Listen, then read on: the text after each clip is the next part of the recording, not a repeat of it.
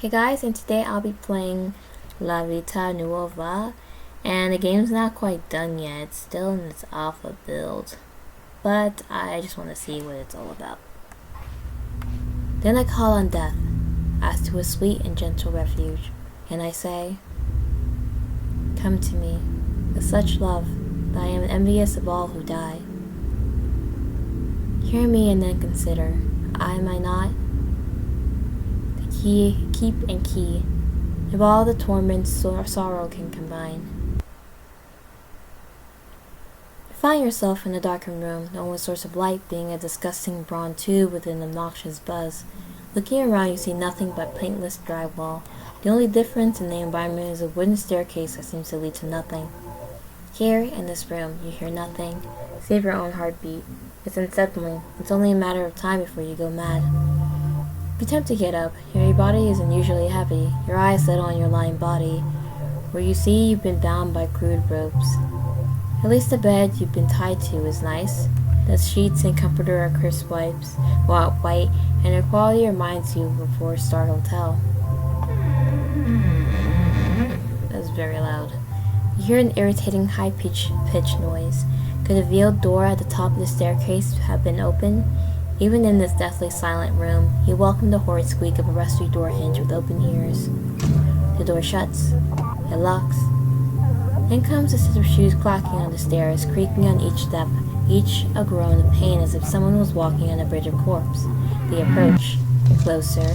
A figure appears below the crude light. However, it does not taint its appearance. A lovely-looking girl is in your sights. She notices your gaze and smiles. She begins to approach. Her expression shows no malicious intent. You begin to realize that is exactly why you suddenly feel terrified. As she sits herself beside you, she speaks at last. "Don't try to struggle. You're only going to get hurt. Just relax. This is where you belong. You remember me, right? It's me, your friend Irene." She explains as she says this. "I bet you never realized that things would turn out like this after I bought you that drink." Your mind begins to throb at the memory of the previous night. You don't remember why, but at some point that night you had ended up in a bar. You usually don't go to places like this, preferring to drink at home. Someone had offered to buy you a drink, and while the barkeep was mixing the alcohol, you took a trip to the bathroom. You got back to the counter and took a sip. Oh, that's the worst thing you could have done. It was good, and by the next 10 minutes you had down the entire glass. The girl that offered didn't even tell you what had been mixed, but it was strong, real strong. You thank her, as this would help forget your troubles. The last thing you remember her saying before you blacked out was, "Oh, you'll forget everything, all right." The snapping of fingers brings you back to the present, from your brief leisure into the cold and moving past. Hey, you were thinking about someone else, weren't you? For a second, you swear you could have heard the scraping of something metal on the floor. It's okay, you'll be like this for a little bit. I guess, humans learn to evolve and adapt. And just like them, you'll learn to evolve in accordance with your environment. Soon the only thing you'll be thinking of is me. That vile, uncomfortable silence that I've come to hate lately fills the room once again. After a few moments, "You must be hungry. How about I go cook you something? Homemade food from your wife? You're so lucky. People will kill for this, literally." "Don't worry, I won't poison anything I make this time around. There's no reason to, since I have you all to myself now. You don't need to tell me what you want either. I know exactly what you will eat at this time of night." She stands up and makes her way back into the void whence she came. Whack.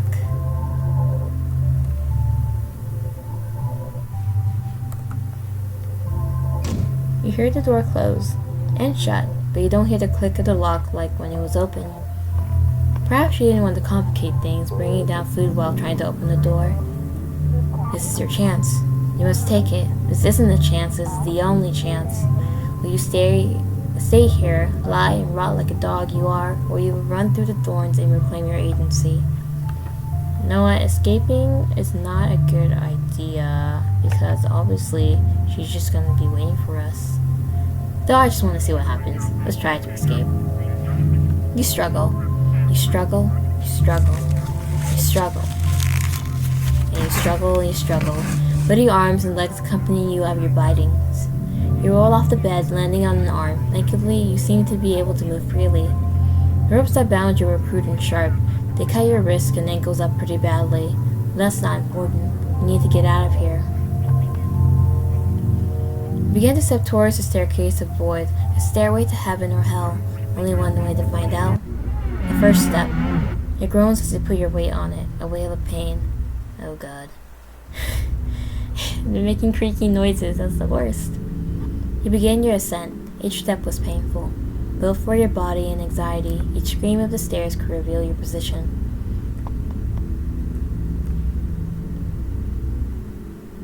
You seem to have made it to the top. The front door in front of you marks Yomutsu Hirashisaka. How many cowards did you have to kill to get here? Pay them no mind, they matter not now. A shaky bandaged arm reached for the doorknob. Bam. Huh, strange. You could have sworn that you were at the top of the stairs just now. What kind of magecraft is this? Did you get kidnapped by a witch? What kind of barrier did she set on the door? Perhaps she set a witch IED on the door, like a claymore but with magic, something like that. Looking up from the floor, you see her, standing there. Guess she was the IED and knocked you on your ass. But wasn't she busy cooking for you?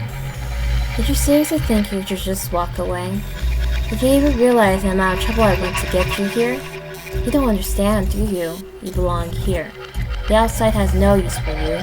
Well, it does, but not in the way that you want, trust me. I'm trying to save you, and you decide to forsake my kindness? Why do you bite the hand that feeds? Do you think it is also the hand that chokes? You struggle to stand up, has begun to descend the stairs. Well then, maybe a bit of choking is in order. You see it only for an instant, a flash of silver. It was only there for so long, like a comet. You could have sworn you were just standing just now. How many magic tricks is this girl going to pull? You see her sheath a sword. You try to stand up again, but you can't. Of course you can't. Why would you be able to? After all, you need legs to stand up. The flash of silver, that comet, it had taken away everything below your knees in one fell swoop. Not even one leg, but both.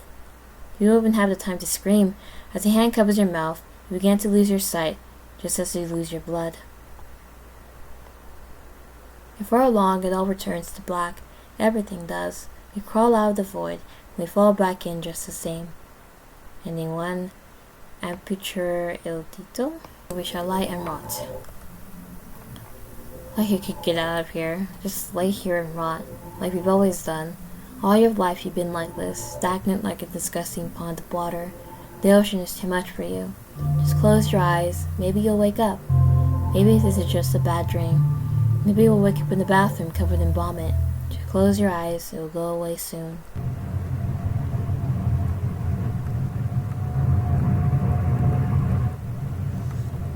It won't go away.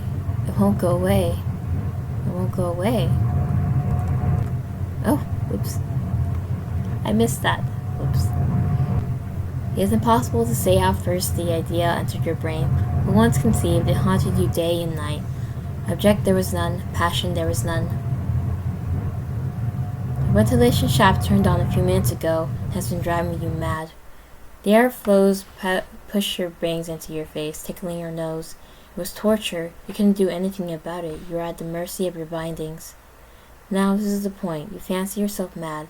Madmen know nothing, but you should have seen you. Not only was the air messing with your hair, a notion you only took for granted to those you trust, so far nobody but yourself. But that sound, it was a haunting sound. You can only hear it through one ear as you lay on your back. It was as if a ghost was whispering to you to your eternal sleep. No death would be a paradise compared to this. Some of the hair on your bangs tickles the inside of your nose. You can't take it anymore. You feel it coming. It was inevitable. A sneeze was arming itself. You sneezed, the force pushing your body against the headboard of the bed. Something falls from the shelf next to you. A flash of silver fills your peripheral. Your hands relax. Strange. They felt so tense tied up in that position. Wait, they weren't in that position anymore. Not anymore. Something sharp must have fallen from above, then freed you.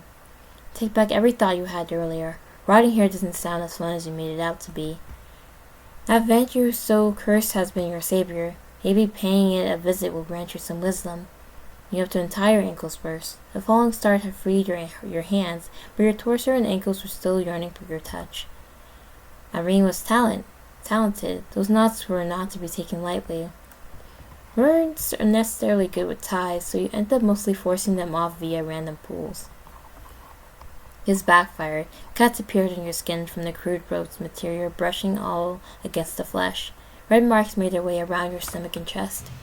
Your ankles had gotten cut up bad while you're trying to free them. You need to fix them soon, but now wasn't the time. You need to speak to the wise ventilation shaft. You limp to the other side of the room. A trail of blood follows you. Strange. You've never seen a vent shaft this large before, only in video games. Its opening could easily fit your body. Oh, we have a choice to go in here. You had to get the grating off first. Your fingernails could do the trick. Good thing you haven't trimmed them in a while. Thanking your laziness, you began to unscrew the venting grate. The screws eventually came out, at the cost of a few broken fingernails. Oof, freaks me out. Oof. A few had broken halfway down and began bleeding. You tear off the grate and crawl inside.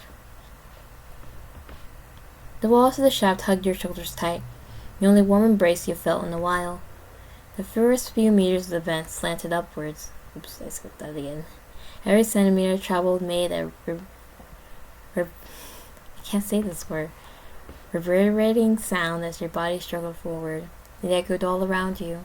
Some parts of the wall led outside to let the air in, and the wind traveling through a small corridor created an eerie wail as if a ghost was groaning at you.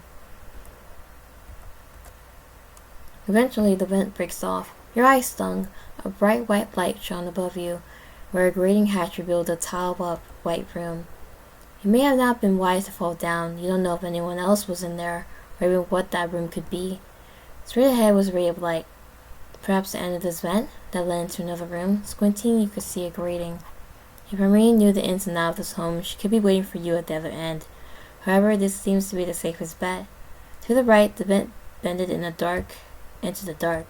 Going this way could throw her off. However, it was dark and you didn't know where it could lead to. Consider this carefully. One of these could lead to your freedom. Aw, man, you have 3 choices? Okay, let me save. Straight ahead, right, or down. Let's go right. Why not? You decide to try and throw your beloved Irene off. Just in your body, you crawl around to bend to the right and head into the dark. As you crawl on, you notice random small openings where light pours in. You must be near a room of sorts. Sounds like you're near a kitchen. There's the sound of silverware clicking here and there, and the faucet turned on. Was this where Irene was cooking for you? You kept crawling. Weird. There's a decline here. Does it go back to the lower floor where the basement was? Suddenly it declines even more, so much that you begin to slide downwards. Nobody said it was headfirst into hell. Uh-oh. This was the wrong way. This was directly to the kitchen. Oh. You're submerged, not water, something sticky, lots of things, disgusting filth. You raise your head and turn your body around. You are leaning on a wall, covered in a strange fluid, as your eyes adjust to the darkness. You notice everything around you, strange clumps of meat, animal corpses, a few limbs, some broken silverware, broken glass. Gun parts, ripped up paper, dirty bandages, broken light bulbs, dirty clothes, a dead cat, clumps of hair. Bugs. Lots of bugs. Ooh. Maggots cling to your skin. A centipede crawls along the leg and onto your arm. Buzzes of various flying insects swarm your face. All of a sudden, light shone above you. You look up and see someone cleaning off a plate. Its contents fall onto your face and the light vanishes. You hear a voice. Hey, we hadn't turned on the compactor in a while. Remember to flip the switch before you leave. The door shuts. You suddenly realize where you are. Uh-oh. You begin to scramble back up to the vent, but your foot is stuck on something. All of a sudden, you hear an electric buzz. A few mechanical sounds, maybe pistons. Everything on the floor begins to move. The walls are closing in. They're closing in. Your heart rate spikes. Were it not for the intense burst of adrenaline, you would have passed out. But pay that no mind. Your foot is still stuck. You clear the debris around your leg. Ooh, it's seems like your foot had been pierced by something sharp, something that had dug into the cut that was already in your ankle. You had no other choice, you had to pull the foot off. It was stopping you. At this point, any normal person would have fainted, but your body was elevating you to numbness. You have achieved motion. You pull, first the flesh, it gives away. Then the muscles, they give away. Then the nerves, they give away. Then the bone, it gives away. You twist and turn, wrenching it away from the rest of your body. You don't need this, it's just a burden. Suddenly wish it was this easy to get rid of your other burdens. Haskell's wager forsakes you. This is for nothing. The walls are right in your face now. It begins to close in. Starting with the shoulders, your body turns inside out. The shoulder blades begin to duel, which will give in first. Your ribs begin to cave in, to feel them biting your lungs. Your bones crunch as they twist you into something else. The walls sculpt your body in its image. Finally, they reach your head. The final mercy. You plead them for the end. It comes. Your head is crushed, and it all ends with a pop as the brain pours out of the top. Ending 2, Canto Infernus. I'm gonna go straight down. Let's just go straight down. You look down through the grating. A white glint from a source of light reflects into your eyes. It stings. You put an ear to the grating. Doesn't sound like anyone or anything is there. Maybe this is your best bet. You slide your finger down the hatch and unhook it. You fall through it as it swung downwards. Landing on your face and standing up, you look around the room. Everything was white, even the bed sheets. It's like a hospital? The blue-white LED lights made the room seem like something straight from heaven. You start to see boxes and equipment in cabinets near the wall. IV drips are set up near the beds. This must be an infirmary of sorts. You look around for anything to treat your ankle. Still had a bad limp, and his blood trail could be a problem. One of the mirrors near his sink was partly open. It must be a medical cabinet. You open it, finding gauze and alcohol rub. You pour some of the rub on the white cloth and rub it on the wound. It stings. You pour a bit more on a piece of gauze and it tears off. You wrap it around your foot. It has already started to stain red. It didn't help that the gauze was pure white, just like this room. Were you really escaping, or were you an intruder, sullying this purity with your presence? Perhaps you should go back to your chamber. Shaking off your thoughts, you close the cabinet. A mirror is attached to the outside of it, and you see your reflection. You look worse, you think to yourself. Those eye bags aren't getting any smaller. That was par for the course of you. Was that really you? Could you really know for sure? After all, it was just a reflection. You weren't looking at you. You were looking at a reflective surface. Nobody's actually seeing themselves. And if you could see yourself, could you really trust your eyes? Do your eyes see the world for what it is? Is the grass greener? Is the sky blue? Why are you even going on this tangent? There are better things to be doing. Anyways, you leave the room. Find yourself in the hall. There are 2 possible ways to go. Seems like you're near 2 entrances, as there are engravings on the ribbed archways that are labeled East Wing and West Wing. No sign of the entrance to the place, or in your case, an exit. Might as well explore. You'll have to get a real feel for this place. Too bad you weren't awake when you were dragged here. Which way will you go? Let's go west. You walked down the west hall. It was dimly lit. Candles lined the walls instead of lights. You weren't doing your vision any favors. There still wasn't a sign of any outdoors. You could still hear rain lightly pelting the roof. You got excited for a second. It was like the rain. It makes such a calming sound. Like a lover gently caressing your body, it reminds you that you're still alive. As your eyes adjust to the dark, you notice the fine wood and wallpaper on the walls. The walls begin to get a bit brighter. There must be another room nearby. You come across a new room. This one has the same dim candle lighting as the hallway, but a bit brighter. You peek inside, making sure the coast is clear. This doesn't help much. There are several shelves blocking most of the room. It could be a lot bigger than it appears. You don't hear anyone else, so you just decide to walk inside, carefully. You crouch behind some of the shelves and sneak around.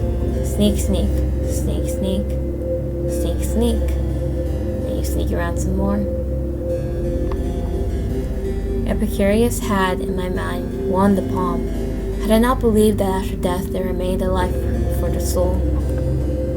and places of requital according to men's deserts, which Epicurus did not believe. And I ask, were we immortal, and to live in perpetual bodily pleasure without fear of losing it? Why should we not be happy, or else we should seek, not knowing that the great misery was involved in this very thing, that being thus sunk and blinded, I cannot discern that light of excellence and beauty to be embraced for its own sake, which the eye of flesh cannot see, but seen by the inner man. Nor did I, unhappy, consider from what source it sprung, and even on these things vow, as it were, I with pleasure discourse with my friends, nor could I, even according to the notions I then had of happiness, be happy without friends, amid what abundance soever of carnal pleasures. And we're still sneaking. Come forth, sinner. Is that voice speaking to you? Yes, I am. The cover's blown, you might as well reveal yourself. Besides, you sent in a hostile intent. Not that your feelings have ever been trustworthy. Ha, it's alright. If you're a sinner, we all are. From birth and beyond. Walking around to the other side of the shelf, the room opens up. There are many more shelves, and it begins to look like a small library. The voice comes from the center, where there is a small table and 2 couches. You see a figure, cross-legged on one of the couches, reading a book. She looks up at you. Ah, Master Lotrin? I thought the headmaster had you locked up, no? A maid? She must work for that girl. Is this her mansion? Strange, you feel like you've seen her in uniform before. Put her finger up and stuttered. There's nothing you can think of on the spot that could fool her. Or if you think of anything, she giggles. It's all right, Master Lotrin. The servants here have no business meddling in the affairs of our masters and guests. We get paid to serve, nothing more. By the way, you can call me Kasumi. You may already have met my twin sister. She's somewhere around here, I think. Both of your ears perk up. You hear footsteps getting closer to the door on the opposite end. I believe that is the headmaster. She must be deduced your location. May I recommend hiding, or perhaps retreating? I know I shouldn't be helping you, but I do enjoy seeing the master run around with you. It's like a dance. If you leave this room and continue down the western hall, you'll find yourself at a courtyard. There's a garden that you must go through to get to the outside yard. Beyond that is a forest. You're sure to lose her there. That is, if you can make it. Honestly, I wouldn't do that. If she's on your tail, you probably wouldn't be able to outrun her. She's quite the athlete. The steps are getting closer. You have to make a decision soon. Aw, man, I gotta leave or hide.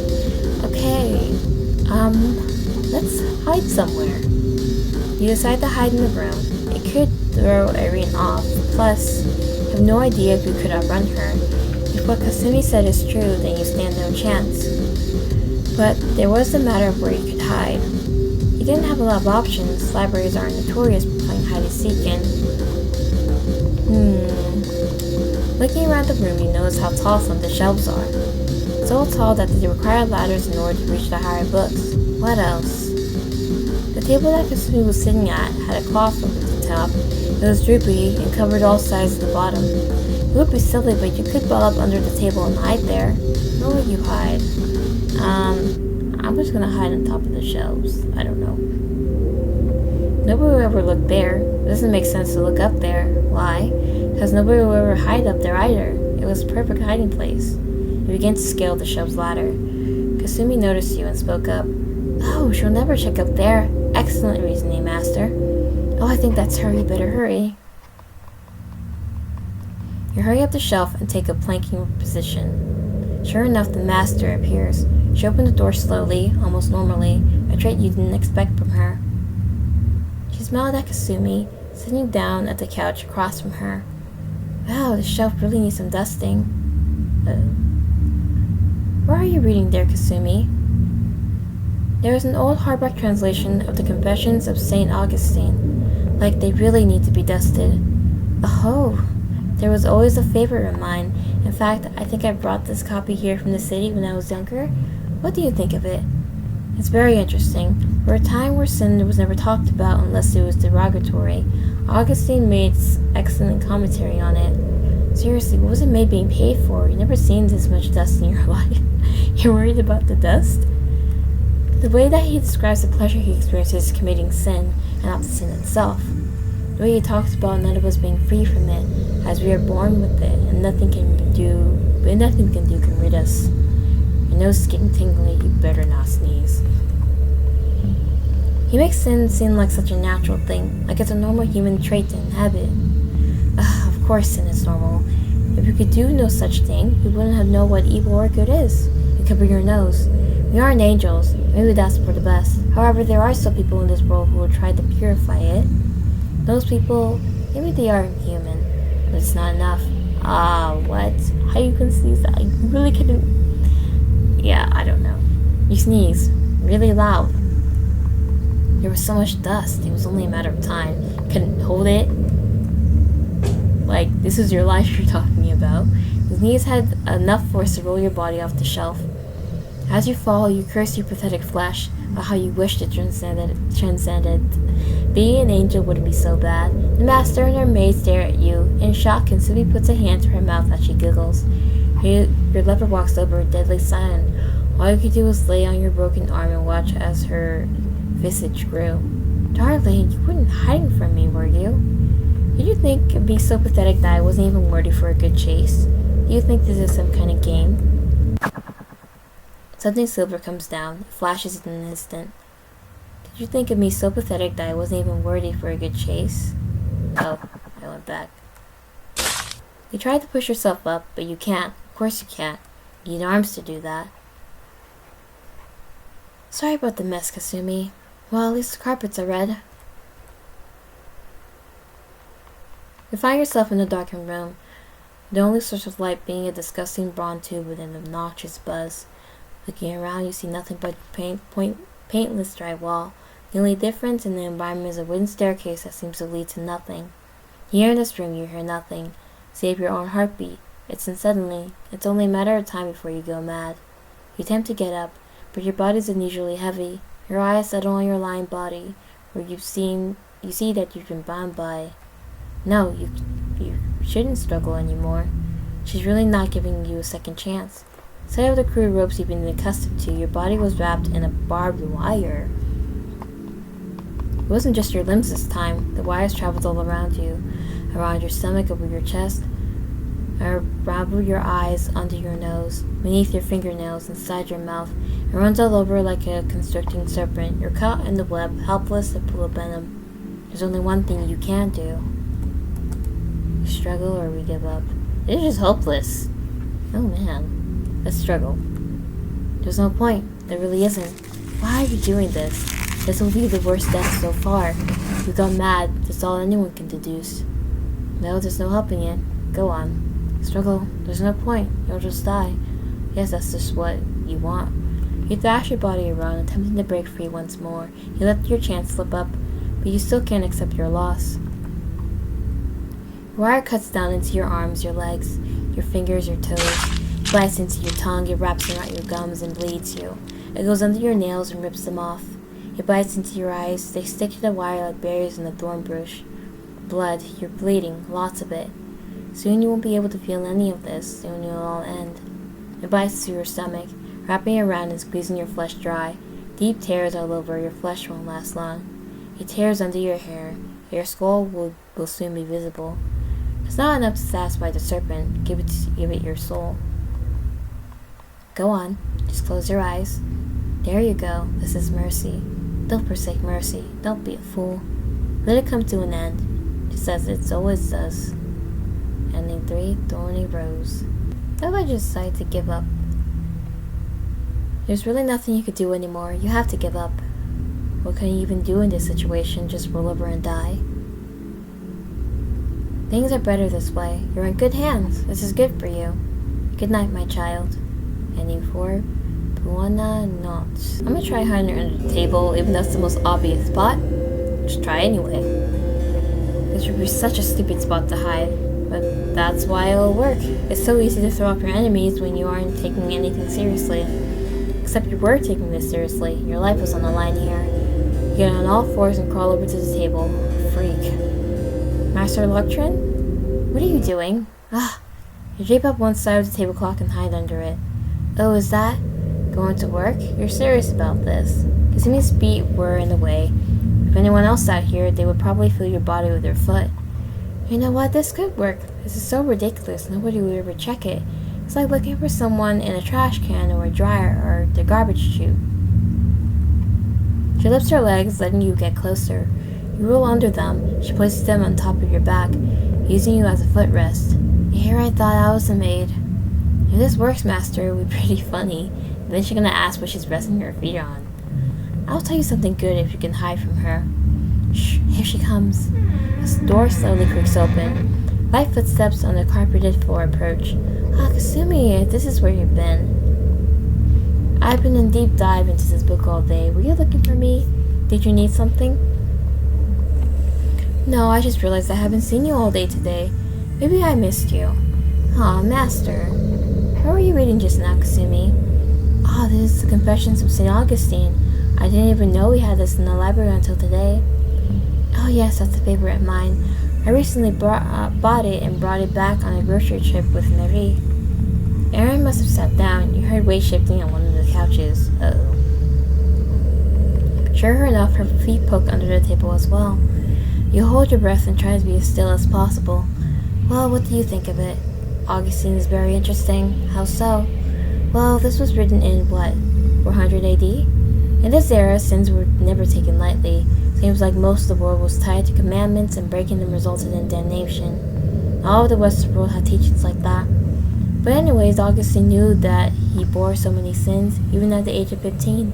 He realized that most people will probably bear many sins, even children, as soon as they enter the world. None of us are free of it. Of course not. We are humans after all. There's not a single one of us that hasn't sinned. And if someone claims they haven't, they probably aren't human. That's for sure. Good point, Master. You've been holding your breath for a while now. Feels like you're about to pass out. You don't even know how much longer you can last without suffocating.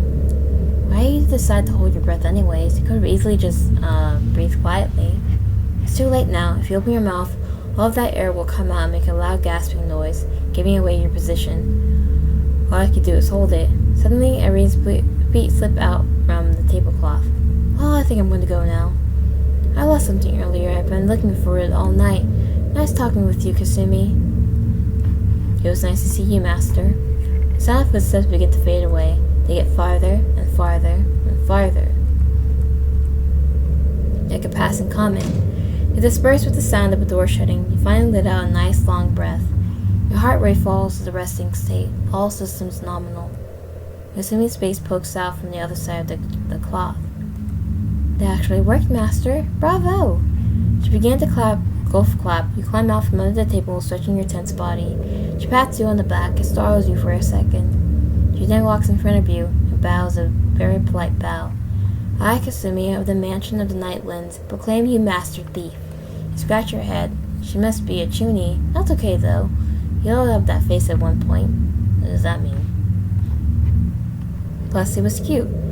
Now, Master, you must be hungry. The headmaster said she was preparing a meal for you, but your little game threw her off. I'll tell you something good. What's this? Information? Sun Tzu's greatest ally? Could what she hold turn you into a warlord of the house? Could this be your ticket to freedom? Freedom and more? Yes, of course. First liberate yourself, then liberate the world. Well, Master, I think I'd like to let you know. Yes, what it is, my savior. You think of making her your personal advisor once you conquer enough plants? What are you thinking?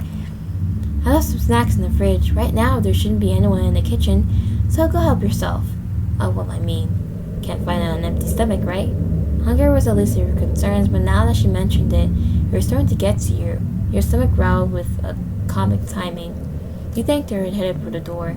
The kitchen is a bit down the hall where you came from. Good luck, Master.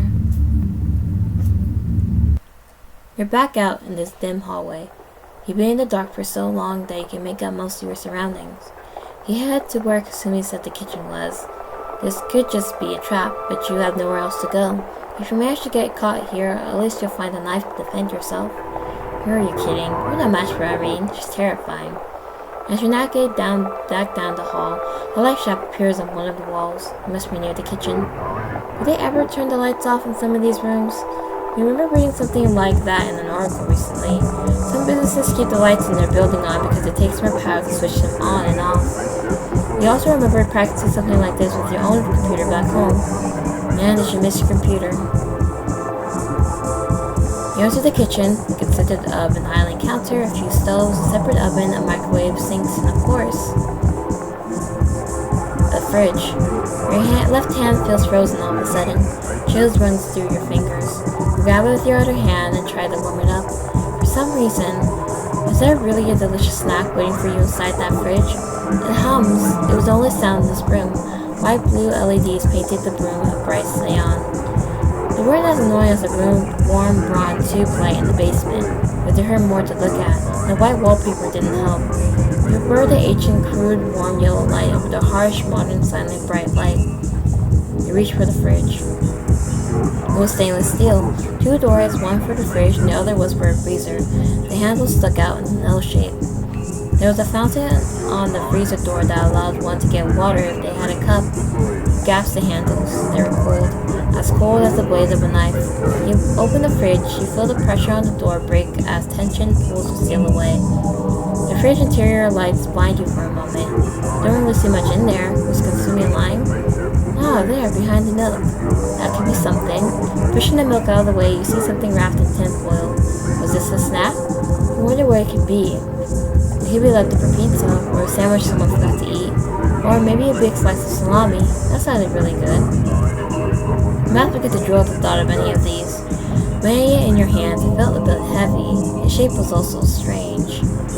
It felt really bony. Maybe it was a rib. Fully unwrapped the tinfoil. That was a bad idea. The hand. That's not. No, that can't be. This is not what it should be. It should not be here. You should not be here. It was wrapped in tinfoil. It was a hand. A hand. A freshly severed bandaged human hand. It was warm. It was cooped up in the fridge all this time, but it was felt warm. Oh, we have a choice to take it or leave it. I don't know why it really matters if we take it or leave it, but apparently it does. Yeah, let's take it. We use it. You decide to take the hand with you. For some reason, who knows, maybe it could serve as a snack should things get dire. After all, somebody said this is what you're waiting for, might as well be thankful. Okay, you're ever one to turn down gifts. You leave the kitchen and decide to explore more of the West Wing. As you advance down the hall, the ring splatters get louder. At some point, the candle flames begin to die out. A gust of wind has laid them to rest. Seems a sword rolled in. There either wasn't a door that led to the outside or a strong wind had blown them open. This must be the courtyard. Flowers, vines, and bushes swirled around asphalt walls. Tables and chairs sat near the entrance, but there is no exit in sight. You go into the entrance, your heart stops, and your will to escape slowly begins to fade. That maid, she never said anything about the garden being a maze.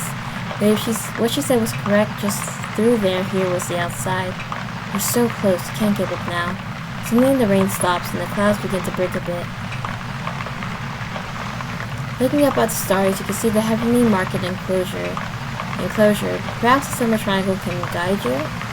Can you really be so sure? How do you know if you can trust the stars? Humanity has also always consulted the heavens in times of need. But humanity also recently discovered that the stars died long ago. We were just looking at our cold, dead past, but sometimes the cold of the past can be used in the heat of the future. What do? Do you trust the tip of the summer triangle to guide you, or should you just trust your gut? The stars are your guts. I don't know, your gut instincts aren't that good. Let's follow the stars. You hear something scrambling behind you. Now is not the time for this. Madly running to the mains blindly, you're going to have to just get lucky. You go up, down, left, right, north, south, east, west. There is no end in sight, just a stone-cold asphalt. Why did it have to be a maze? You were so close. You kept running. You can't keep running.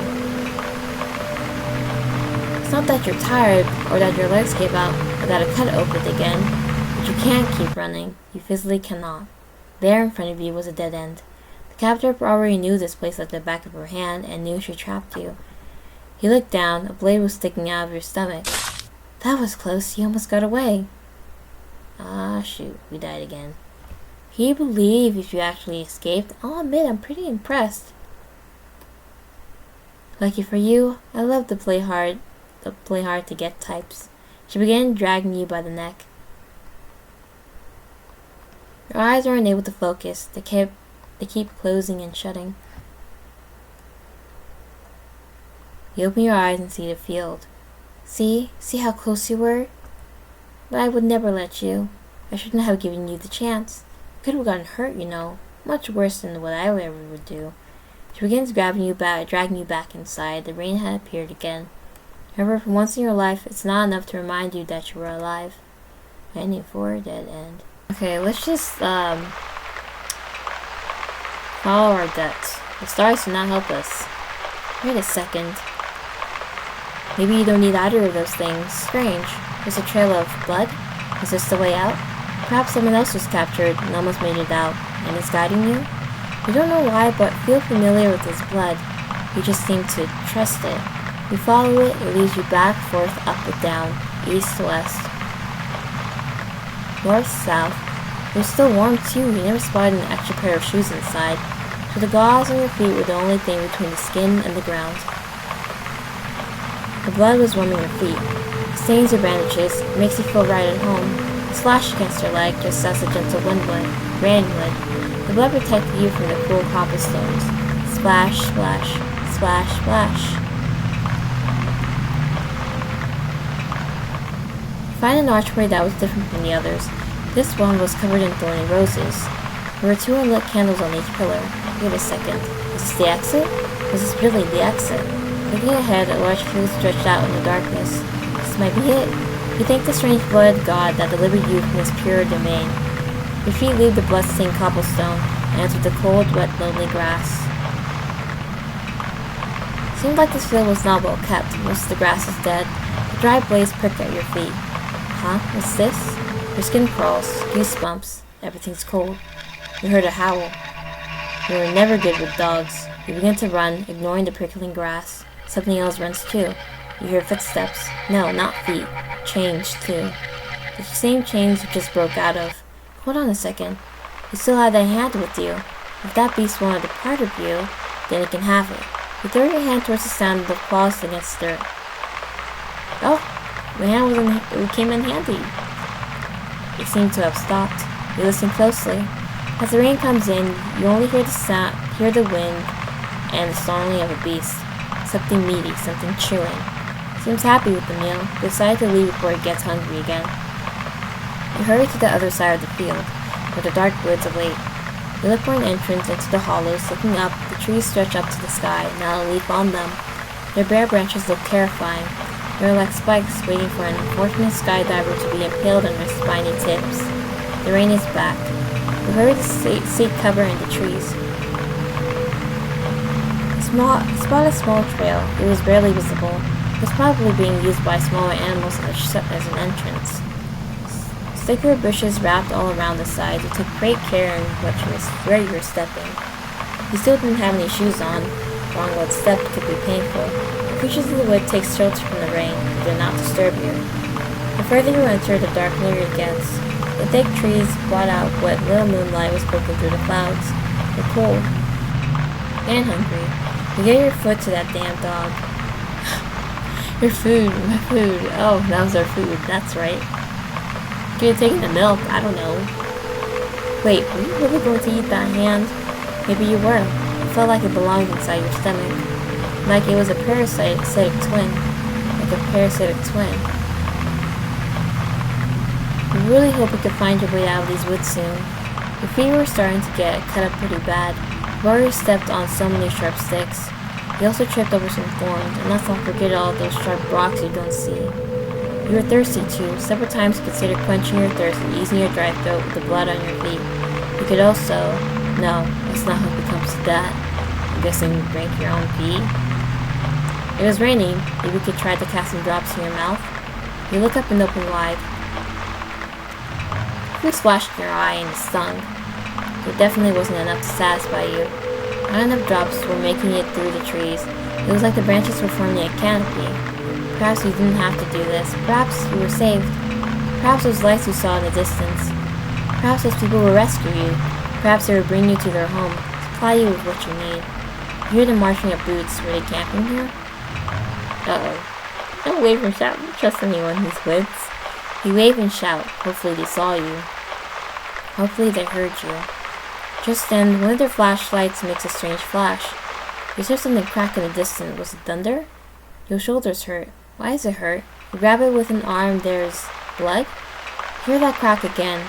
Your shoulder catches something, and you fall to your knees. The people in the distance shout something closing in on you. Their lights blind you. You look at them.